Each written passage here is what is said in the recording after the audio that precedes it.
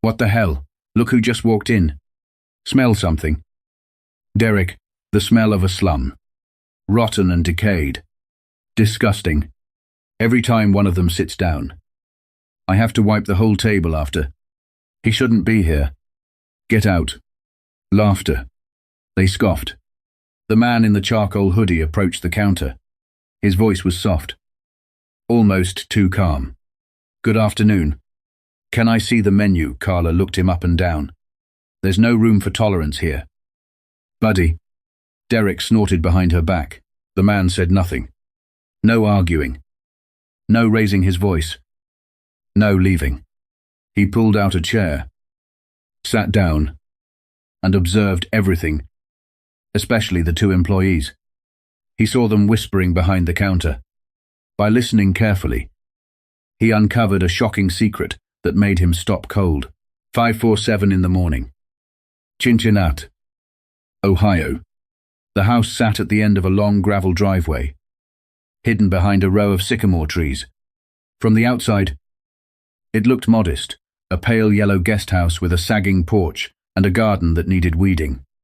Nothing about it screamed money. That was the point. Inside, Theodore Langston was already awake. He stood barefoot in the kitchen, pouring coffee into a chipped mug shaped like a rooster. His mother had given it to him 8 years ago as a joke. One of the rooster's ceramic tail feathers had snapped off. He never replaced it. Theodore was 43. Tall. Broad-shouldered. The kind of man who filled a doorway but moved through it quietly. This morning he wore a charcoal hoodie, faded jeans, and a pair of sneakers so worn the sole was peeling at the toe. No watch. No chain. No ring. He looked like a man heading to the laundromat. Not a man who owned 48 restaurants worth $65 million. He sat at the kitchen table and opened his phone. A scratched-up Android he kept specifically for days like this. He scrolled through online reviews for Magnolia Table Kitchens. Location 27. Blue Ash. Ohio suburban. Mixed-income neighborhood. 3 stars. That bothered him. One review said, "Food was fine. Staff was rude. Felt like they didn't want me there." Another, "Great biscuits. But the cashier acted like I was bothering her." He sipped his coffee. Read them again. Set the phone down. Then he reached into the kitchen drawer and pulled out a small laminated photograph. A woman in her 50s standing in front of a tiny storefront with a hand-painted sign that read, "Magnolia Table." She wore a denim apron dusted with cinnamon and the widest smile he'd ever seen. Beatrice Langston. His mother. She opened the first Magnolia Table in 1994 with a $4,300 loan and a belief that food was dignity. Her motto was printed on every menu in every location to this day. Every table is family at Magnolia Table.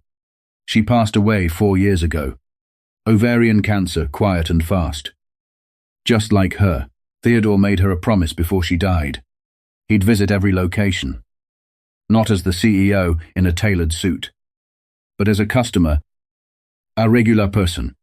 He wanted to see what his people did when no one important was watching. He tucked the photo into his jacket pocket and grabbed his car keys. Today was location 27's turn. The diner sat on a corner lot between a nail salon and a dry cleaner. Wednesday, 12:15 in the afternoon. The post-lunch rush window busy enough to matter, quiet enough to observe. Theodore pulled into the parking lot in a 12-year-old Toyota Corolla. Another prop. His actual car. A black Range Rover. Stayed in the garage on inspection days. He sat in the car for a moment and looked at the building. Tan brick exterior. Big glass windows. The Magnolia Table logo. A blossom curling around a fork. Glowed in soft amber above the entrance. Through the window, he could see the black and white tile floor, the maroon vinyl booths, the rotating pie case near the register. It looked right. It looked like his mother's place. He stepped out and walked toward the door. A small bell chimed as he pushed it open. The smell hit him first: griddle butter, fresh coffee, cinnamon syrup. The sounds came next. Silverware clinking. A coffee machine hissing. Low conversation from a handful of customers. An elderly couple shared biscuits in a corner booth. A young mother cut waffles into small pieces for her 2 kids. And there, right next to the entrance, mounted on the wall in a light wooden frame, was a photograph of Beatrice Langston. The same denim apron. The same wide smile. The frame was crooked. A layer of dust sat on the glass. Theodore looked at it for a long moment. His jaw tightened. He said nothing. Behind the counter stood 2 employees. Carla Jennings, 31. Cashier. 9 months at this location. Bright smile when the regional manager visited. Everyone else got the bare minimum. Or worse. Derek Sloan, 26. 4 months in. Knew enough to still be learning. And what he was learning came straight from Carla who to smile at. Who to rush. Who to ignore. And who to make feel unwelcome. Neither of them had ever met Theodore Langston. Corporate photos showed a man in a tailored suit and a clean shave. The man standing in their doorway in a charcoal hoodie and peeling sneakers didn't match that image. Not even close. Theodore walked in. And the first thing he heard was exactly what the reviews warned him about. He didn't react to their words. Not a flinch. Not a glare. He just stood at the counter with his hands folded, waiting like a man who had all the time in the world. Carla and Derek were still laughing behind the register.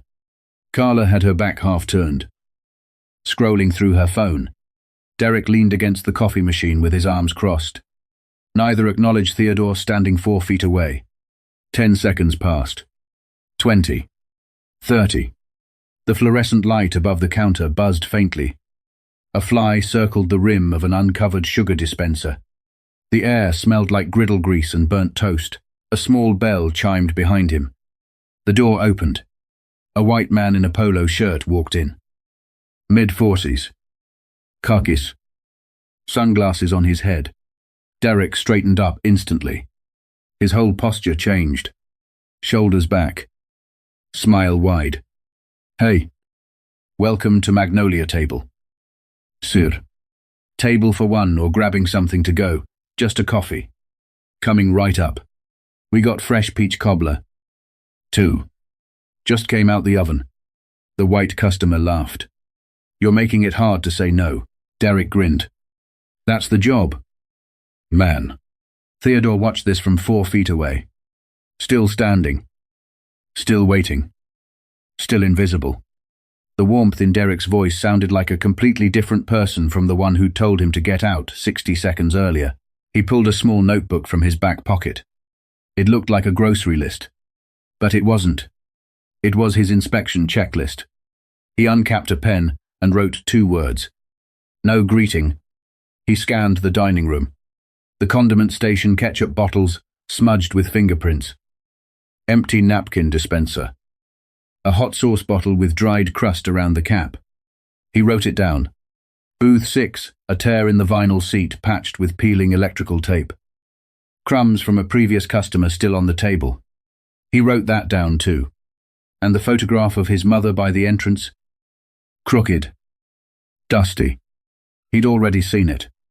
He didn't write that one down. That one was staying in his chest. Finally, Carla turned around. She looked at Theodore the way someone looks at a stain on the carpet. You still here? Yes. Ma'am, I'd like to order. Please. She didn't pick up a pad. Didn't pull up the register. Just stared at him. Arms crossed. Weight on one hip. What do you want? It wasn't a question. It was a wall. I'll have B's plate. Please. Carla looked at Derek and let out a short laugh through her nose. B's plate. Fried chicken. Collard greens. Cornbread. The whole thing. You sure about that? Yes. Ma'am, it's going to take a while. Kitchen's backed up. We got a $1 menu. Might be more your speed. Theodore glanced at the kitchen window behind her. 2 plates sat under the heat lamp. Ready to go. A cook stood idle, wiping down the same spot on the counter. The kitchen wasn't backed up, She just didn't want to serve him the full meal. "I'll wait. No rush." Carla rolled her eyes so hard her whole head moved. She punched something into the register. Slowly. 16.75. Theodore paused. He knew the menu. Every item. B's plate was $13.25. He designed the pricing himself. But he didn't say anything. Not yet. He pulled out a 20 and placed it on the counter. Carla took it with 2 fingers. Pinched at the very corner like she didn't want to touch where he'd touched. She dropped his change on the counter instead of his hand. Coins scattered. One rolled off the edge and hit the floor. She didn't pick it up, didn't even glance down. "Have a seat. We'll call you." Theodore gathered his change piece by piece, bent down, and picked the coin off the floor. Sat down in the booth closest to the counter, deliberately within earshot. He placed his notebook on the table, pen ready, and watched. 14 minutes later, a white family walked in. A father, a mother, 2 kids, a boy around 6, and a girl around 4. Derek practically jogged to greet them. "Hey, welcome in. Guys, you guys hungry?" The little boy nodded. Derek reached behind the counter and pulled out the cookie jar. A big glass jar with the Magnolia Table logo. Company policy. Every child gets a free cookie. Every child. No exceptions. Page 9. Section 5 of the Employee Handbook, one of Beatrice's original rules. Here you go. Buddy. 1 for your sister. 2. Fresh baked this morning. The parents smiled. The kids lit up. Normal. Varm. The way it was supposed to be. 6 minutes later, a black woman walked in with her son. The boy looked about 8. Bright eyes. A dinosaur backpack. He held his mother's hand and looked around the diner with quiet excitement.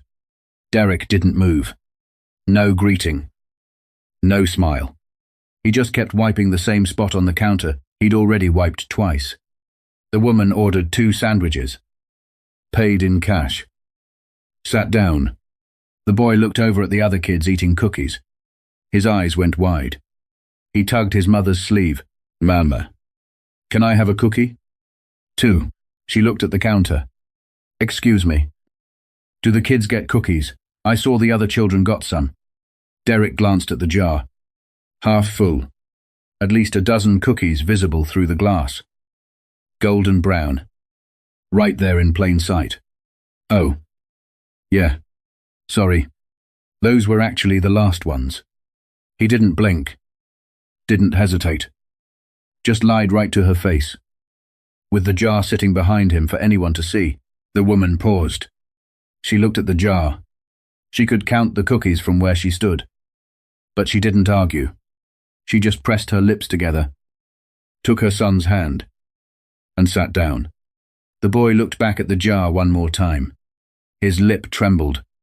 Then he put his head down on the table and pressed his face into his folded arms. His dinosaur backpack slumped off one shoulder. Theodore's pen stopped moving. He stared at the little boy for a long time. His grip tightened around the notebook until his knuckles went pale. But he stayed seated. He kept watching. 25 minutes later, a white woman in her 60s approached the counter with a coupon. Theodore recognized it, a Magnolia Table buy one get one from last month's flyer. Expired 9 days ago. Date printed clearly in the corner. Carla took it. Scanned it. Smiled warmly. "No problem at all. Hun, let me apply that for you." The woman thanked her and left happy. Carla even waved goodbye. Not 2 minutes later, a black man in dusty work boots and a safety vest stepped up with the same coupon. Same flyer. Same design. But his was still valid 5 weeks left. Perfectly good. Carla held it up like she was inspecting a counterfeit bill. Turned it over. Held it to the light. Squinted at it. Whew. This isn't scanning. It's the same coupon from the website. I printed it this morning. Sir. I can't override the system. If it doesn't scan, It doesn't scan, but I just saw you take one from the lady before. That was a different promotion. Ice cold. Flat. Final. You want to order or not? There's a line behind you. There was no line. The space behind him was completely empty. The man exhaled slowly. He looked at the coupon in his hand, folded it carefully, put it back in his pocket, paid full price, took his bag quietly, left without another word. Theodore watched him walk out the door. Watched the door swing shut slowly behind him. Watched the man climb into a dented pickup truck and sit there for a long moment, just staring through the windshield before finally pulling away. Theodore reached into his jacket pocket under the table. Out of sight. He pressed his thumb against the laminated photograph of his mother. Held it there. The smooth plastic. The worn edges soft under his fingertip. He looked up at the framed photo on the wall. Beatrice Langston smiling in her denim apron. Every table is family at Magnolia Table. His jaw was so tight it ached. He pulled out his phone and typed a text to Patrick Reyes at location 27. Significant issues. Don't alert anyone. He stared at the screen. Added one more line. I'm staying. Sent it. Put the phone down. Raised his hand toward the counter. Could I get a coffee? Please. Carla poured it without looking. No lid. She set it down on the counter hard enough that it sloshed over the rim and pooled across the surface. There you go. Hun. Coffee soaked into Theodore's sleeve as he picked it up. Warm through the fabric. She didn't apologize. Didn't offer a napkin. Just turned around and went back to scrolling her phone.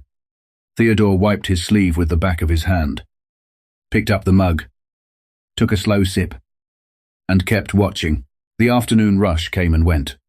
By 1:45. The diner had thinned out. The elderly couple was gone. The mother with her 2 kids was gone. Most of the booth sat empty now. Napkins crumpled on plates. Ketchup smears drying on tables no one had bothered to wipe. Theodore was still in his booth. Same seat. Same cold coffee. Same notebook open in front of him. Carla and Derek stood behind the counter. The dining room was quiet enough now that their voices carried. Not because they were being loud, but because they'd stopped caring who might hear them. Carla leaned against the register and crossed her arms. I'm so sick of this neighborhood. Derek. So sick of it. Derek glanced up from his phone. What now? Look around. 5 years ago. This place was nice. Clean. Normal people came in. Sat down. Tipped. And left. Now she waved her hand toward the dining room like she was shooing a fly. It's a whole different crowd.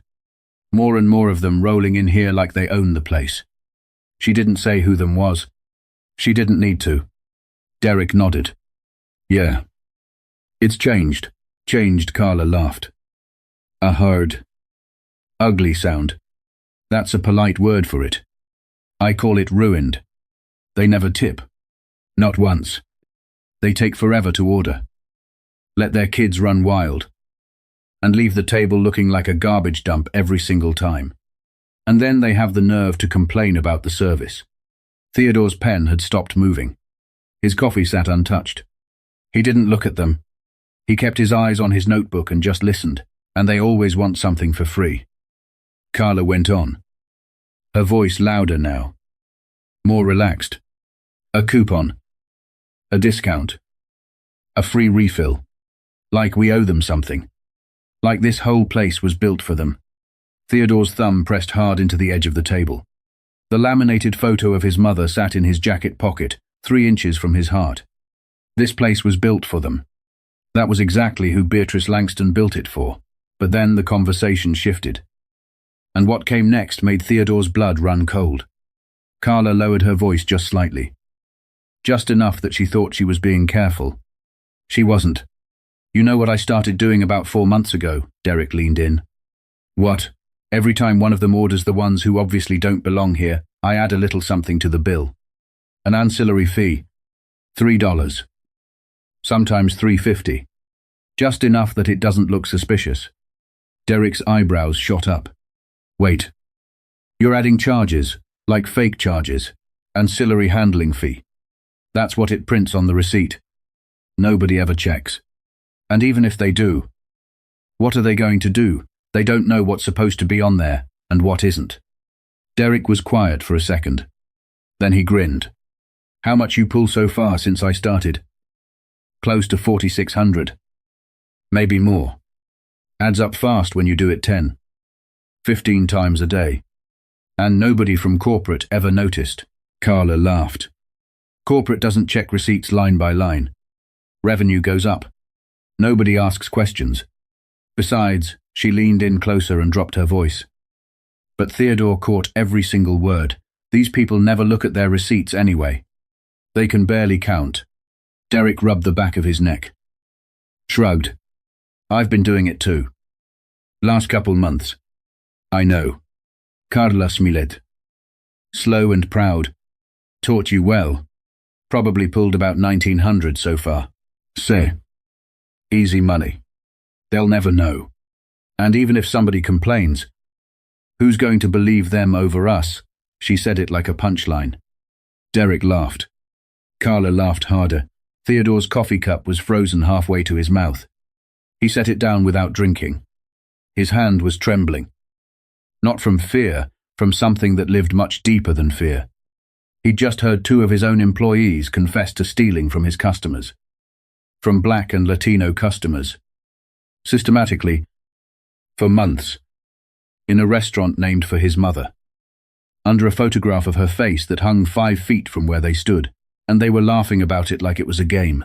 He breathed in slowly through his nose. Held it for a long second. Let it out through his mouth. Then Carla's eyes snapped toward him. Hey. You. Theodore looked up. You've been sitting there for over an hour. You done or what? Still finishing my coffee. Carla walked out from behind the counter. She crossed the dining room and stood directly over his booth. Hands on her hips. Chin tilted down. Looking at him like he was something stuck to the bottom of her shoe. Look. This isn't a shelter. This isn't a library. You eat. You pay. You leave. That's how it works here. We need this table for actual paying customers. Theodore looked around the diner. 6 booths sat empty. Dirty plates and crumpled napkins piled on 3 of them.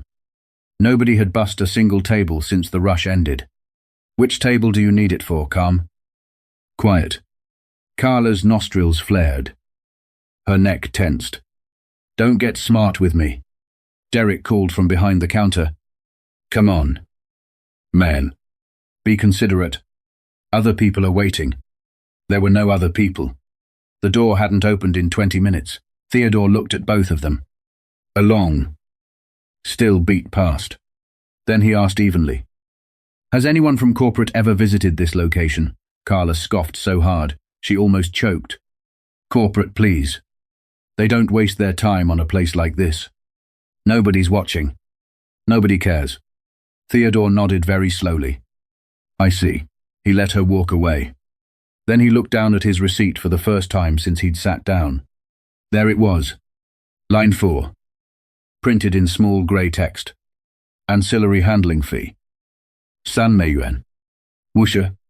He picked up the menu from the table. Flipped to the back where all fees and disclaimers were listed.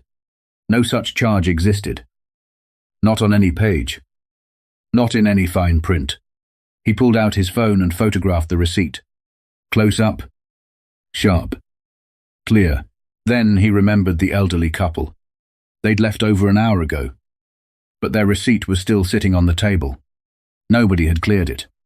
Theodore stood, walked over casually, and looked down. Same line. Same charge. Ancillary handling fee. Yuan. Wusha. He photographed that too. He now had everything. First-hand witness to discriminatory service. The confession heard with his own ears. And hard documentary evidence sitting in his phone. He walked back to his booth and placed both receipts flat on the table. Side by side. Then the front door chimed one more time. A young black woman walked in. Early 20s. College student. You could tell by the textbooks crammed into her tote bag, the university lanyard around her neck, and the pen marks staining her fingers. Her jacket was too thin for the weather outside. Her sneakers had a hole near the left toe. She stood at the counter and studied the menu board on the wall for a long time. Her lips moved silently, adding numbers in her head. She reached into her jacket pocket and pulled out a handful of crumpled bills and loose coins. She spread them across the counter carefully and counted them twice. She was short. $1.40. "Excuse me," she said softly. "Could I get the soup and half a sandwich? I'm a little short." "But I could." Carla cut her off. "If you can't pay, you can't eat. That's how it works. This isn't a soup kitchen." "Honey." The girl's face crumbled. She started gathering her coins off the counter one by one with shaking fingers. A quarter slipped and rolled across the tile floor. She bent down to pick it up, and a textbook tumbled out of her bag. Pages splaying open on the ground. Derek watched from behind the register. Arms folded. He didn't say a word. Didn't offer to cover the difference. Didn't look uncomfortable. He just stood there watching her scramble on the floor like it was background noise. Theodore stood up. The chair scraped hard against the tile. The sound cut through the silent diner like a blade. He walked to the counter, reached into his pocket, pulled out a $20 bill, and placed it flat on the counter right next to the girl's scattered coins. "Her meal's on me. Give her whatever she wants." Carla stared at him. "And give her the cookie she should have been offered the second she walked through that door." Dead silence. The college student looked at Theodore. Her eyes were wet. Her chin trembled. "You don't have to do that." "Sure. I know," Theodore said quietly. "But someone should." He looked at Carla, then at Derek. Neither moved. Neither spoke. Theodore nodded at the girl. She whispered, "Thank you." He walked back to his booth, sat down, and pulled out his phone. One call. "Patrick, I need you at location 27 right now. Bring the full audit team. And call Renee Ashford. Tell her she's getting a promotion today." He hung up, set the phone face down on the table, and waited. 26 minutes. That's how long it took. Theodore sat in his booth without moving. He didn't check his phone. Didn't fidget. Didn't look at the door. He just sat with his hands folded on the table. The two receipts lined up in front of him like evidence at a trial. Carla was behind the counter again, complaining to Derek about a customer who'd left a bad review the week before. Derek was half listening, half scrolling through his phone. Neither of them noticed the black SUV that pulled into the parking lot outside. Neither of them noticed the three people who stepped out of it. The bell above the door chimed. Patrick Reyes walked in First Navy suit, leather briefcase.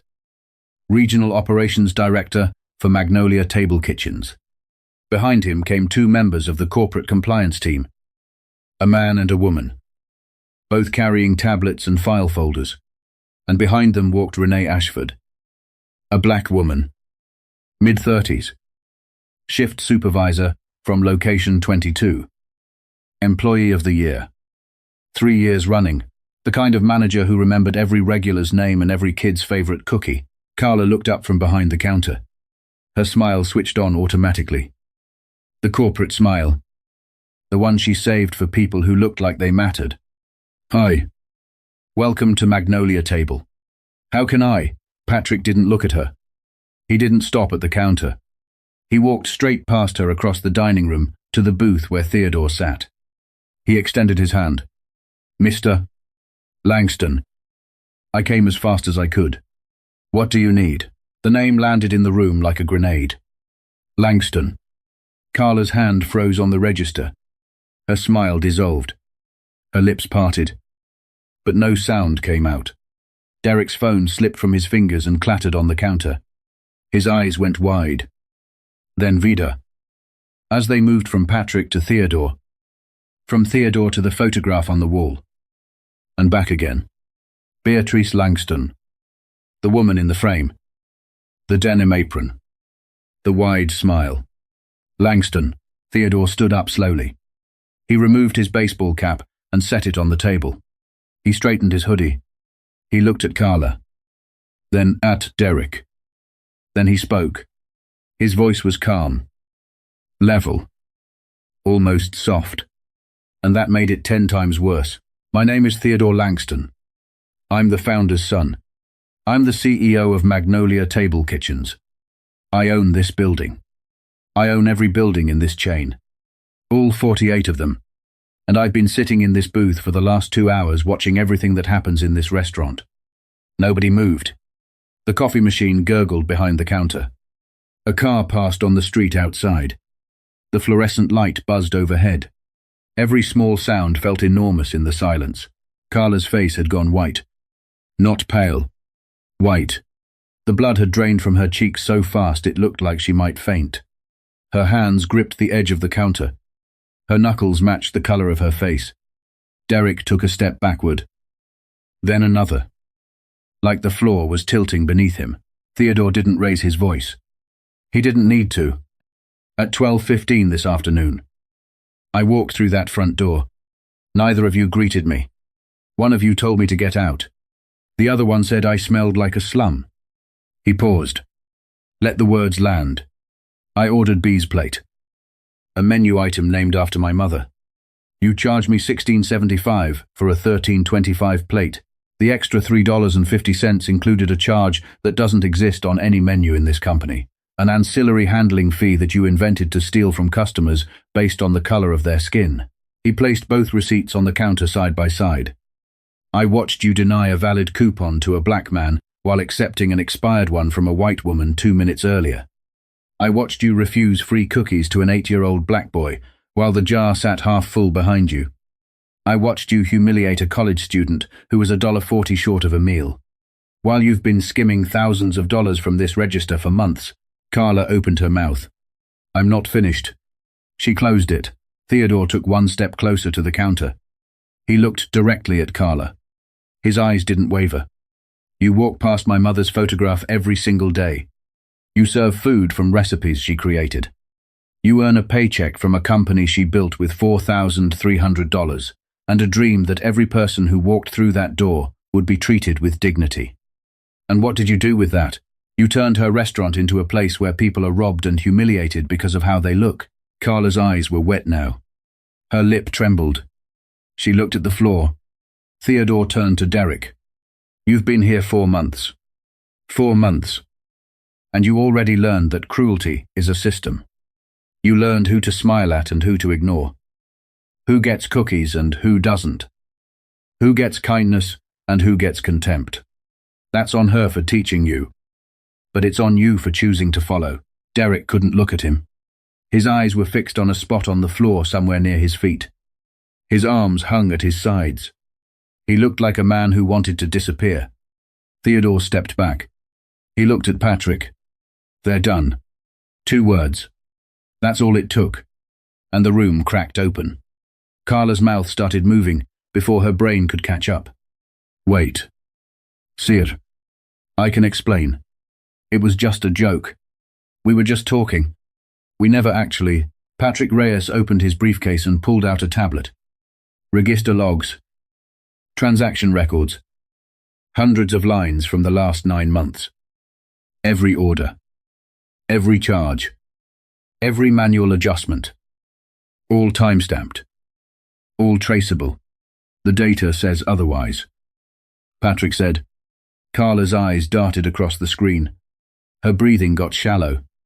I didn't mean it like that. I swear it wasn't about race. I was just trying to, what Theodore asked. She couldn't finish the sentence. Her mouth opened and closed like a fish pulled out of water. Then she shifted. Her voice cracked.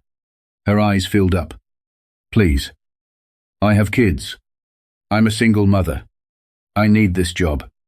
If I lose this, I don't know what I'm going to. Theodore looked at her for a long moment. When he spoke, his voice was quiet, but every word hit like a hammer. The young woman you turned away 20 minutes ago. The one who was $1.40 short. She's someone's kid. 2. The little boy you lied to about the cookies, he's someone's kid. Every customer you stole from. Every person you humiliated in this building, they all have families. You didn't think about their kids. You don't get to use yours as a shield. Carla's tears were falling now. Fully. Openly. Her shoulders shook. She gripped the counter with both hands to keep herself standing. Theodore didn't comfort her. He didn't look away either. He just let the silence sit there. Heavy and unforgiving. Derek hadn't said a word since the reveal. He stood against the back wall near the kitchen door. Face grey. When Theodore looked at him, Derek flinched. "I'm sorry." Derek whispered. "She told me that's how things were done here, and I and you went along with it." Theodore said, "For 4 months you didn't ask a question. You didn't report it. You didn't stop. You chose to follow." Derek's chin dropped to his chest. He had nothing left to say. Theodore turned to Patrick. "Terminate both of them, effective immediately for cause. Document everything, the discriminatory behavior, the fraudulent charges, the customer complaints. All of it." Patrick nodded. He pulled 2 termination letters from his briefcase and placed them on the counter. Magnolia table letterhead at the top. Blank signature line at the bottom. "Sign here." Patrick said, "Your final paychecks will be mailed. You are no longer authorized to be on this property." Carla signed with a trembling hand. She couldn't even read what she was signing through the tears. Derek signed without looking up. Theodore wasn't finished. "Patrick, I want a full audit of this register going back 9 months. Every transaction. Cross-reference the overcharges with customer payment records. Every person who was charged that fake fee gets a full refund. A written apology from corporate. And a $75 Magnolia table gift card. Every single one. No exceptions." Patrick typed it into his tablet. "Done. And file a report with the Blue Ash Police Department. What happened here isn't just a policy violation. It's theft. It's fraud. And it was targeted by race. I want it on record." Patrick nodded again. "I'll have it filed by end of day." Carla was escorted to the door by one of the compliance officers. She didn't look back. Derek followed a few steps behind. His head down. His hands stuffed in his pockets. The bell above the door chimed as they walked out. The same bell that had chimed when Theodore walked in 2 hours earlier. The diner was quiet now. Just Theodore, Patrick, the compliance team, and Renee Ashford, who had been standing near the entrance the entire time. Watching everything in silence, Theodore turned to her. "Renee, this location needs a new manager. Someone who understands why we opened these doors in the first place. Someone who remembers that this company was built on one idea, that every person who walks in deserves to be treated like they matter." He paused. "That's you." Renee pressed her lips together. Her eyes glistened. But she didn't cry. She nodded once. "Firm. Steady. I won't let you down. Mr. Langston. I know you won't." Theodore glanced at the photograph of Beatrice on the wall. Still crooked. Still dusty. "First thing tomorrow morning. Clean that frame. Straighten it. Put fresh flowers next to it if you want. She deserves better than what she's been getting in this building." Renee looked at the photograph. She nodded again. This time softer. "Yes. Sir. First thing, what happened at location 27 didn't stay at location 27. Within 48 hours of Carla and Derek's termination, Patrick Reyes had assembled a 5-person audit team at Magnolia Table's corporate office in downtown Cincinnati. Their job was simple. Pull every register log, every transaction receipt, and every manual override from location 27, going back 9 months. Then do the same for all 47 other locations. It took 2 weeks. What they found was worse than Theodore expected. Location 27 was the epicenter. The numbers were ugly and precise. Over the course of 9 months, Carla Jennings had added fraudulent service charges to over 3,150 individual transactions. Derek Sloan had added roughly $1,900 more in his 4 months. Combined, total $11,400 in phantom fees. Skimmed almost entirely from Black and Latino customers. The pattern was surgical. White customers were never charged the fee. Not once. The overcharges only appeared on orders taken during shifts when Carla or Derek were working the register. On days when other employees covered, the charges disappeared completely. Patrick presented the findings to Theodore in the corporate boardroom. Spreadsheets projected on a screen. Graphs showing the spike in ancillary fees that began the month Carla was hired. A color-coded map of every affected transaction. Theodore sat at the head of the table and stared at the numbers for a long time. The room was silent. Then he spoke. "This is a failure of oversight. Mine included. I should have caught this sooner. We all should have." He didn't deflect. He didn't point fingers at middle management. He owned it. And then he acted. The Blue Ash Police Department opened a formal fraud investigation within 72 hours of Patrick's report.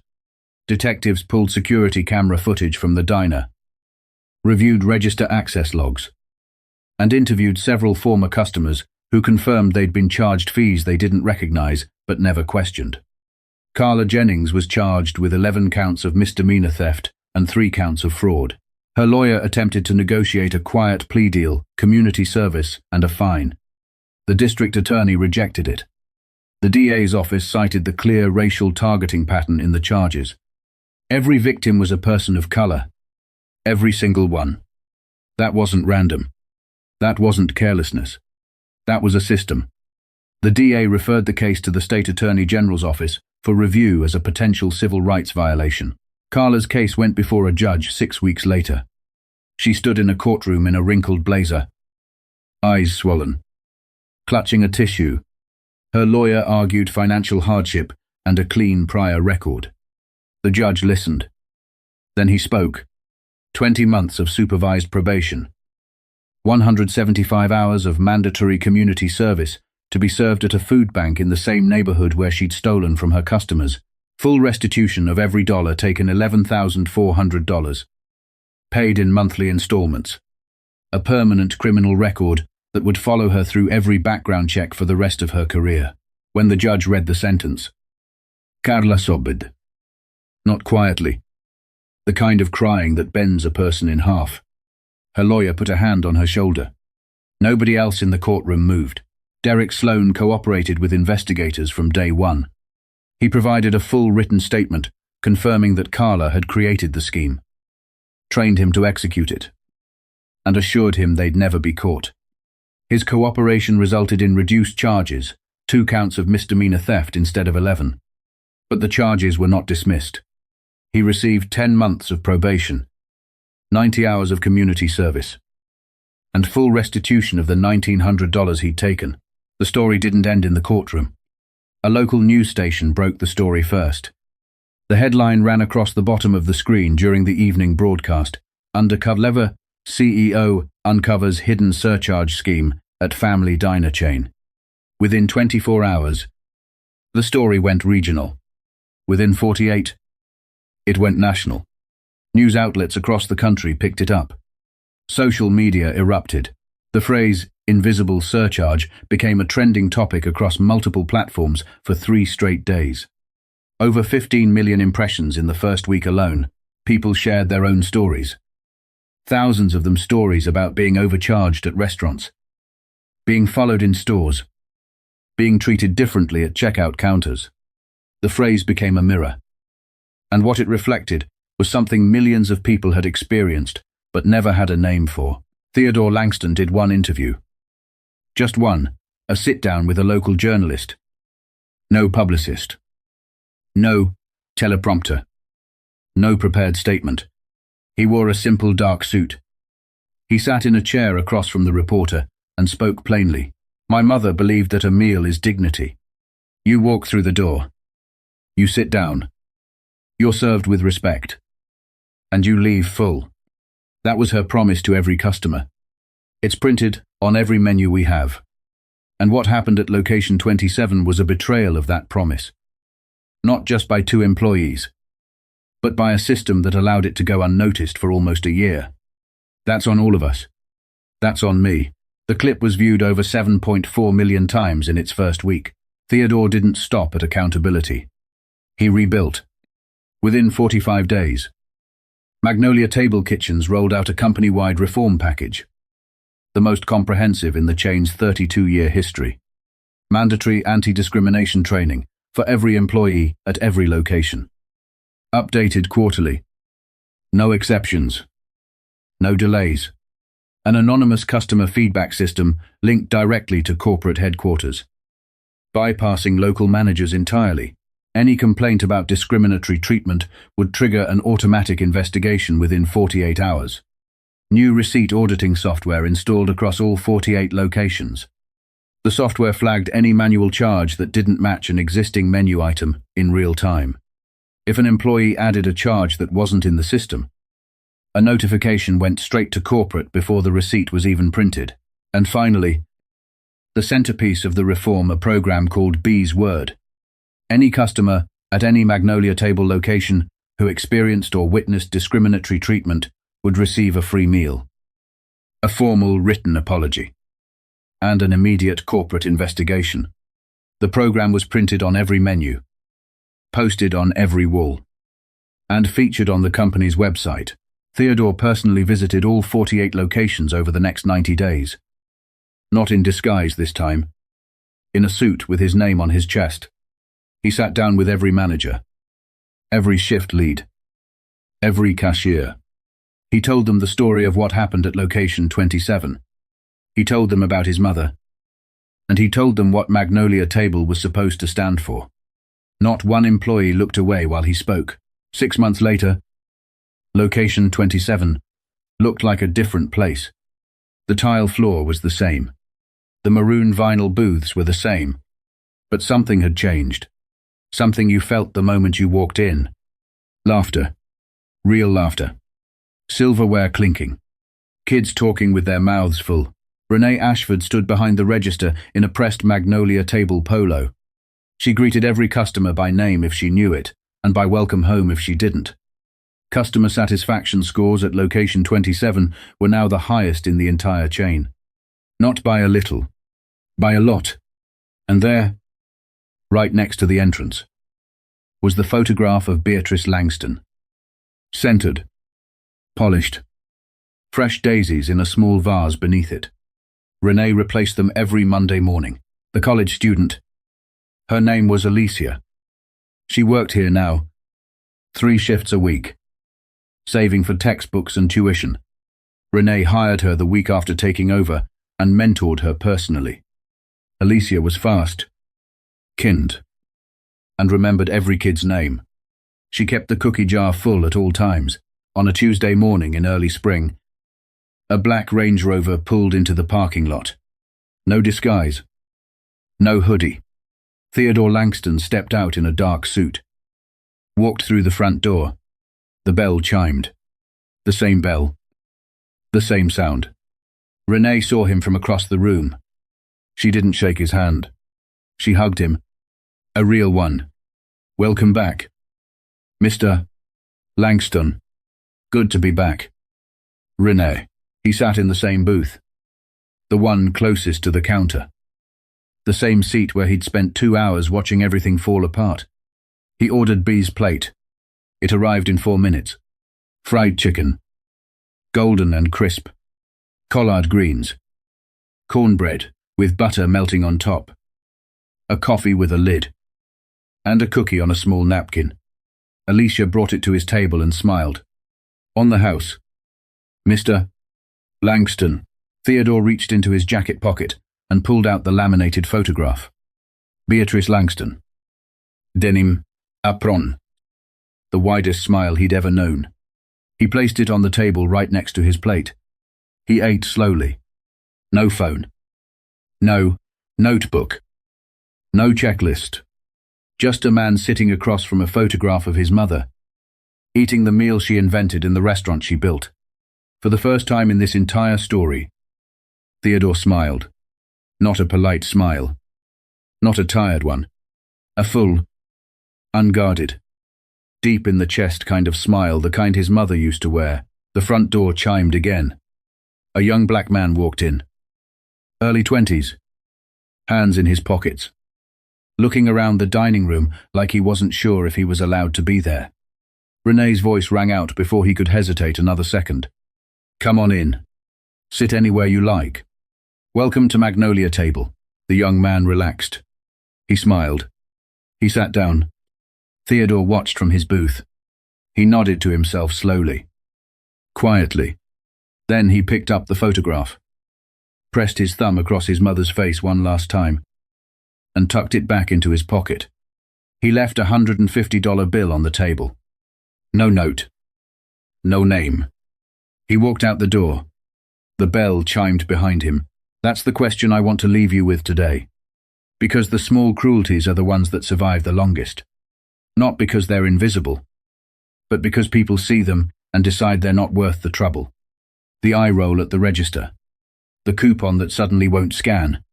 The smile that disappears when certain people walk in. Those things don't survive because nobody notices. They survive because nobody speaks up. Theodore didn't scream. Didn't make a scene. He sat down, watched, documented. And when the time came, he acted. Not with anger, but with clarity. You don't need to own 48 restaurants to do what he did. You just need to decide that silence isn't something you're comfortable with anymore. Have you ever been treated differently because of how you look? Drop your story in the comments. I read every one. If this story hit you somewhere real, share it. Like. Subscribe. Because the world doesn't change when powerful people act. It changes when regular people refuse to look away.